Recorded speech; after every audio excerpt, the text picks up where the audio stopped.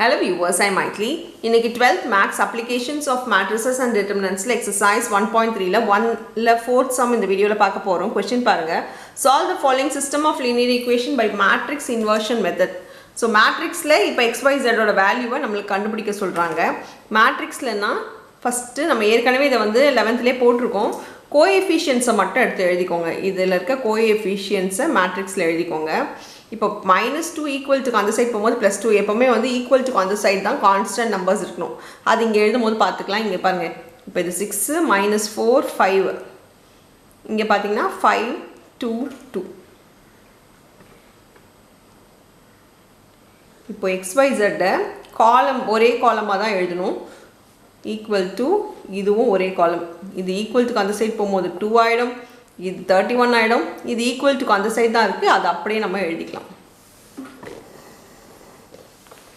So இப்போ பார்த்தீங்கன்னா இது நம்மளுக்கு A, இது நம்ம எக்ஸ்ன்னு எடுத்துக்கலாம். ஏன்னா வேரியபிள்ஸ் இது தான் கண்டுபிடிக்க போகிறோம். அதனால் எக்ஸு ஈக்குவல் டு B, நம்ம எக்ஸை தான் கண்டுபிடிக்கணும். So X is equal to பார்த்தீங்கன்னா இது டிவைடில் போச்சுன்னா ஈக்குவல் டுக்கு இந்த சைட் போகும்போது மல்டிப்ளை வந்து டிவைட் ஆகும். டிவைட் வந்து நம்ம பை ஏன்னு எழுதுறதும் ஒன்று தான், ஏ இன்வர்ஸ்ன்னு எழுதுறதும் ஒன்று தான்.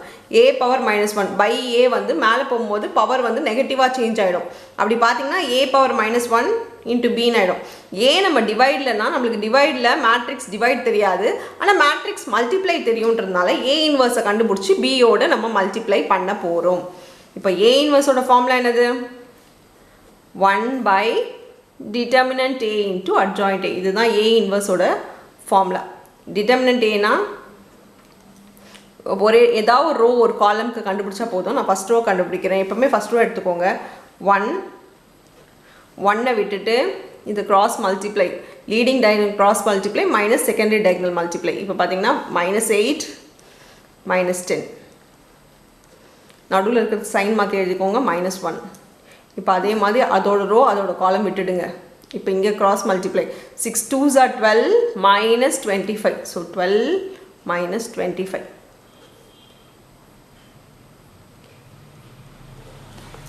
இப்போ 1 எடுத்துக்கிறோம். 1 பாருங்கள், இந்த ரோ இந்த காலம் விட்டுருங்க, இது multiply. So 12 minus of minus plus ஆகிடும். ஸோ +20, 12 + 20.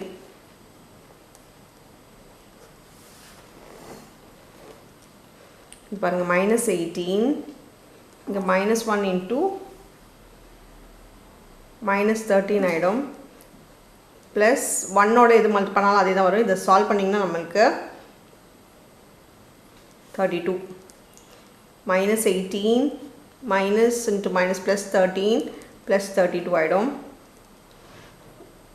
இது 45 -18, 45 -18 வந்து 27, which is not equal to 0னால A inverse exists. A inverse வருதுன்னு அர்த்தம். ஸோ இப்போ adjoint A கண்டுபிடிக்கலாம். adjoint A வந்து கோஃபேக்டரோட டிரான்ஸ்போஸ். கோஃபேக்டர்னா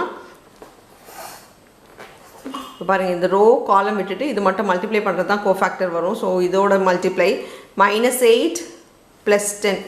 ஸோ -8 -10 எப்பவுமே ப்ளஸ் சைன். இந்த ஃபஸ்ட் ஒன் மட்டும் நம்ம ஏற்கனவே பண்ணியிருப்போம். இதோட கோஃபேக்டர்ஸ் மட்டும் எழுதினா போதும். நடுவில் மைனஸ் சைன், இங்கே பார்த்தீங்கன்னா 12 -25 தான் வரும். இங்கே ப்ளஸ் ஒரு மைனஸ் ஒரு ப்ளஸ்ன்னு வந்துகிட்டே இருக்கும். இங்கே பார்த்தீங்கன்னா 12 + 20 இதோட டிரான்ஸ்போஸ் போடணும். இப்போ நெக்ஸ்ட்டுக்கு போயிடலாம். நெக்ஸ்ட்டு 6க்கு பாருங்கள். 6ஓட ரோ 6ஓட காலம் விட்டுருங்க. ரோ காலம் விட்டுட்டு இது cross multiply 2 -2. So -2 -2. Next plus, இதோட ரோ இதோட காலம் விட்டுருங்க. 2 -5. இந்த ரோ காலம் விட்டுட்டு பேலன்ஸ் இருக்கிறத கிராஸ் மல்டிப்ளை. ஸோ 2 -5, இங்கே மைனஸ். இப்போ இதோட ரோ இதோட காலம் விட்டுருங்க. 2 -5, இங்கேயும் 2 -5, 2 -5. Next plus. இப்போ இந்த ரோ இந்த காலம் விட்டுடுங்க. இங்கே மல்டிப்ளை 5 + 4. ஸோ 5 + 4. நெக்ஸ்ட்டு மைனஸ்ஸு, இந்த ரோ இந்த காலம் விட்டுடுங்க.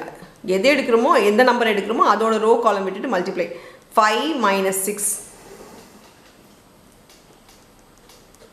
நெக்ஸ்ட்டு ப்ளஸ்ஸு இப்போ இந்த ரோ இந்த காலம் விட்டுடுங்க -4 -6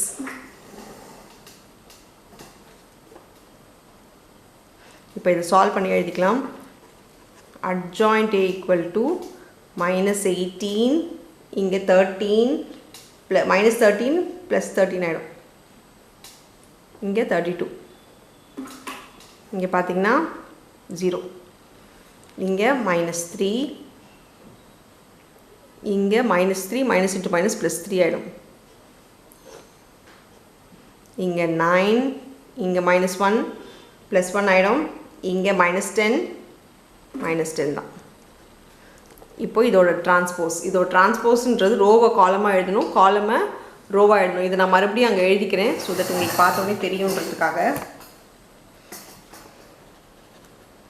adjoint A equal to நான் இருக்கிறது அப்படியே எழுதிக்கிறேன் 0 -3 3 9 1 -10 ஓட டிரான்ஸ்போஸ் பண்ணணும் இதுக்கப்புறம் தான் நான் டிரான்ஸ்போஸ் பண்ண போகிறேன் இப்போ பாருங்கள் adjoint A is equal to டிரான்ஸ்போஸ்னால் ரோ அப்படி காலமாக எழுதுது -18 13 32 0 -3 3 9 1 -10 டிரான்ஸ்போஸ் எழுதிட்டுமா இப்போ A inverse formula 1/determinant A வந்து 27 ஓட கூட இது எழுதிக்கோங்க -18 0 9 13 -3 1 32 3 -10 இப்போது நமக்கு தேவை எக்ஸோட ஃபார்முலா A இன்வர்ஸ்னால் இதுதான் A inverse so 1/27 into -18 0 9 13 -3 1 32 3 -10 into B ஓட வேல்யூ 231 13 இப்போது x is nothing but x y z இதுதான் நம்மளோட எக்ஸோட வேல்யூ இது கூட என்ன பண்ண போகிறோம் இப்போ நம்ம இதை மல்டிப்ளை பண்ணி எழுத போகிறோம் 1/2 அப்படியே வச்சுக்கோங்க அப்புறம் பார்த்துக்கலாம் இப்போ row into column so first ஒன்னோட செகண்ட் ஒன்னோட தேர்ட் ஒன்னோட இப்படி நம்ம மல்டிப்ளை பண்ணி எழுதணும் இது பண்ணும்போது -36 செகண்ட் ஒன் ஜீரோவோட இது பண்ணாலும் 0 தான் +0 இங்கே பண்ணும்போது +9 3s are 27 2 9 1s are 9 10 11 இப்போது செகண்ட் ரோவும் அதே மாதிரி ரோவில் தான் எழுதணும் ஏன்னா நம்ம ரோ தான் ஃபஸ்ட்டு இருக்கிறதுனால ரோவில் தான் எழுதணும் இப்போ செகண்ட் ஒன் மல்டிப்ளை பண்ணி பாருங்களேன் 26 -3 1s are 3 3 3s are 9 ஒன்னோட பண்ணும்போது 13 வந்துடும் இப்போ நெக்ஸ்ட்டு தேர்ட் ரோ ஃபஸ்ட் காலமோட 64 +3 1s are 3 3 3s are 9 -130 இப்போ நம்ம இதை சால்வ் பண்ணிடலாம் x y z this is equal to half 36 7ல் 1 போனால் 1 இங்கே 8 இது முதல்ல ஆட் பண்ணிக்கலாம் நம்ம 39 minus 93 4 5 27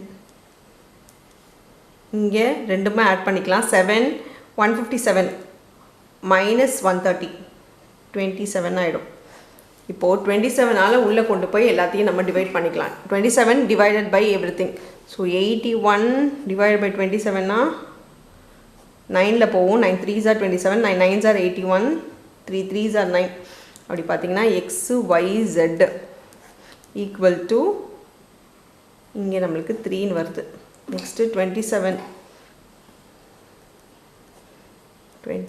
வந்து 9 3s are 9 6 are 54 3 2s are 6 -2 இங்கே 27 1s are தான் ஸோ இப்போ தனித்தனியாக எல்லாத்துக்குமே ஆன்சர் எடுத்து எழுதிக்கலாம் x equal to y equal to z equal to நம்ம தனித்தனியாக ஆன்சர் எழுதிக்கலாம் இல்லை first one second one third one x is equal to 3 y is equal to -2 z is equal to 1 இதுதான் final answer for the some அவ்வளோதான் இந்த some thank you